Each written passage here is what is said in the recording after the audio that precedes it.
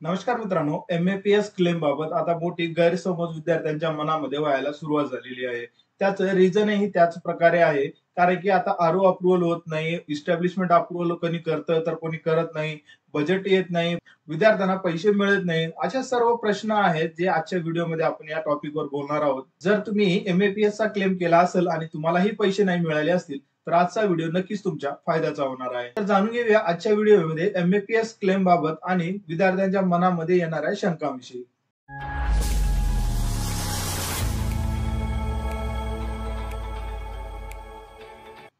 तर मित्रांनो, सर्वप्रथम आपण जाणून घेऊया या एम-ए-पी-एस क्लेमची आजची परिस्थिती काय आहे.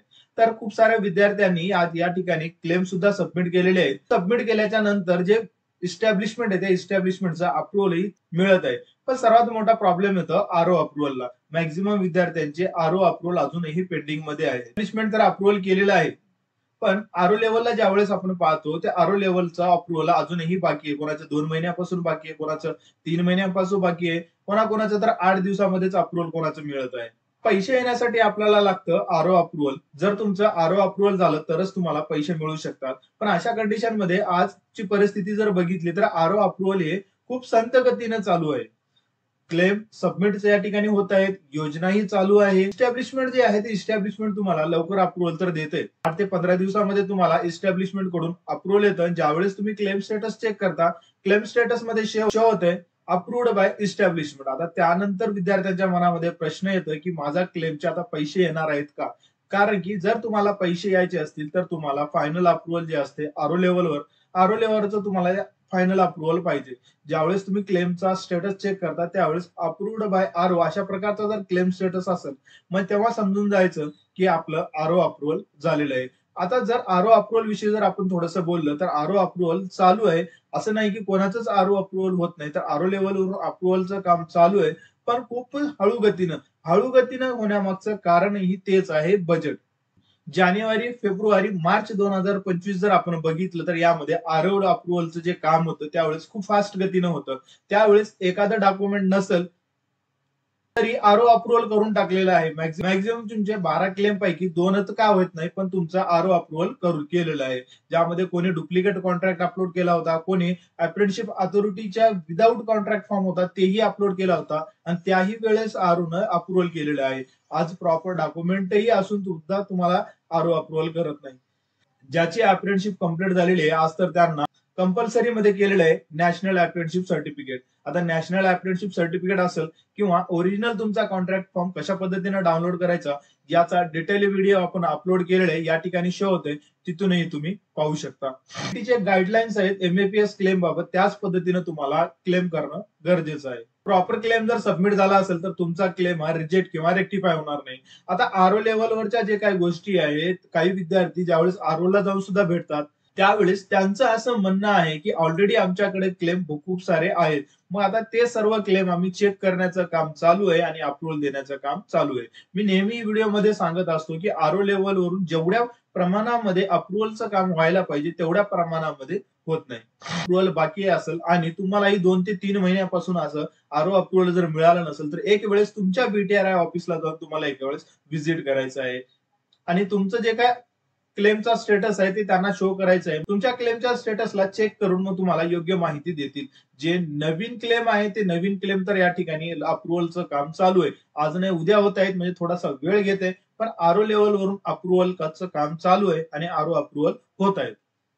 पण ज्यांचे क्लेम रिसबमिटेड आहेत, म्हणजेच काय, आर-ओ लेव्हलवरून त्यांना रेक्टिफाय आलं होतं, रेक्टिफाय आल्याच्या नंतर जे काही त्रुटी होती ते त्रुटी तुम्ही दूर केलेली आहे.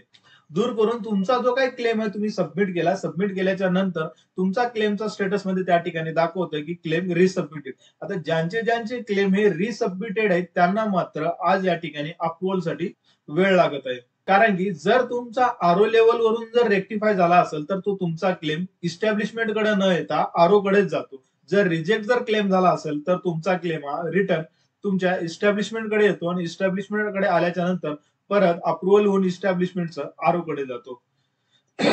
मग ज्यांचे ज्यांचे क्लेम हे रिसबमिटेड क्लेमचा स्टेटस दाखवतं त्यांना मात्र बीटीआरआय ला भेटायची गरज आहे. कारण की 2 महिने 3 महिन्यापासूनही कोणाचे, मग अशा कंडिशन मध्ये विद्यार्थ्यांच्या मनामध्ये येतं की अदर विद्यार्थ्यांचे क्लेम हे अप्रुव्हल होत आहेत, मग माझ्याच क्लेमला काय झालेलं आहे? ज्यांचे क्लेम न्यू आहेत त्यांना मात्र लवकर अप्रुव्हल करत आहे आणि ज्यांचे क्लेम रिसबमिटेड आहेत त्यांना मात्र वेळ लागत आहे. खरी परिस्थिती तर अशी व्हायला पाहिजे, ज्यांचे क्लेम रिसबमिटेड आहेत त्यांना लवकर अप्रुव्हल देऊन त्यांचे पेमेंट आहे ते लवकरात लवकर डिस्ट्रीब्यूट करायला पाहिजे, कारण की न्यू क्लेम तर ऑटोमॅटिक तुमच्यापर्यंत पोहोचतातच, पण जे क्लेम रिसबमिटेड आहेत तेही तुम्हाला लवकरात लवकर अप्रुव्हल करायला पाहिजे.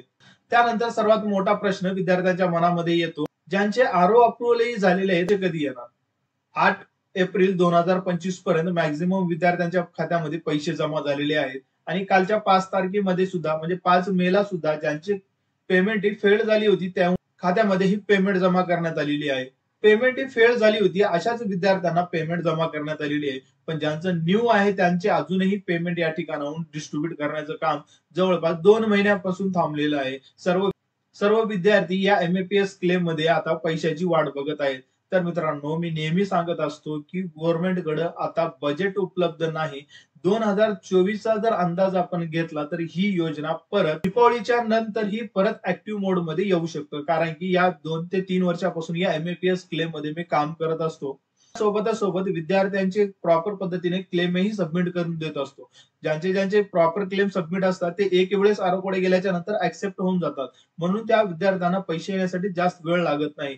आपण चुकीचा क्लेम या ठिकाणी सबमिट करतो, ते परत आरोकडे जातं, त्यांनी रिजेक्ट किंवा रेक्टिफाय करतात, परत आपल्याला आपण क्लेम सबमिट करतो आणि परत त्यांच्याकडे जातं, मग ते लवकर अप्रुव्हल करत नाही. या गोंधळामध्ये मॅक्झिमम विद्यार्थ्यांचे पैसेही येणं राहिलेलं आहे, कारण की जवळपास एमएपीएस क्लेम कडे 600 कोटीचा बजेट होता. त्याचा ऑफिशियली लेटरही मी मागच्या व्हिडिओमध्ये दाखवण्याचा प्रयत्न केला होता आणि त्यापैकी आज पोर्टलला जर तुम्ही बघितलं तर फक्त 250 कोटीचा या ठिकाणी एमएपीएस क्लेम तर्फे बजेट डिस्ट्रीब्यूट झालेलं आहे. त्याचं महत्वाचं कारण जे आहे ते आपणच आहेत, कारण की आपण प्रॉपर क्लेम हे सबमिटच केलं नाही. विदाऊट प्रॉपर सबमिशन जे क्लेम आहे ते तुम्हाला आरओ अप्रुव्हलही देत नाही आणि तुम्हाला पैसेही देत नाही.